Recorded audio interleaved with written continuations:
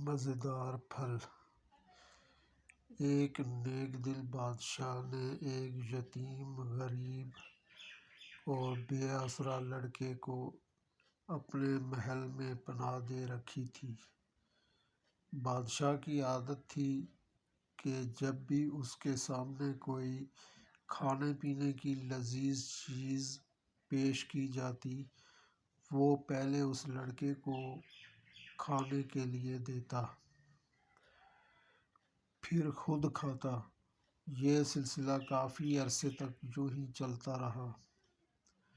ایک دن بادشاہ کے سامنے کچھ پھل لائے گئے تو بادشاہ نے حسب معمول اور حسب عادت ایک پھل کاٹ کر پہلے اس لڑکے کو دیا، جسے وہ بڑے آرام سے کھانے لگا۔ بادشاہ نے پوچھا، بیٹا، پھل کا ذائقہ کیسا ہے؟ لڑکے نے کہا، حضور، بہت مزیدار ہے۔ جب لڑکا پھل کھا چکا تو بادشاہ نے ایک پھل اپنے لیے کاٹ کر کھانے کا ارادہ کیا۔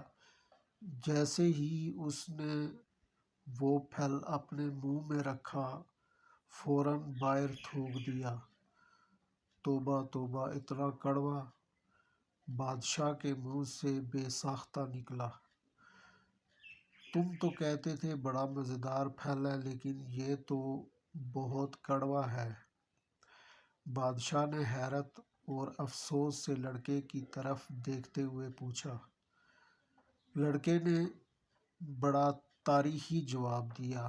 اس نے کہا، حضور، آپ مجھ غریب کو روزانہ اتنے لذیذ اور مزیدار کھانے اور پھل پیش کرتے ہیں، پہلے مجھے دیتے ہیں پھر خود کھاتے ہیں، حالانکہ میں اس عزت اور مرتبے کا اہل نہیں ہوں، تو کیا ہوا اگر ایک مرتبہ کڑوا پھل بھی کھانے کو مل گیا؟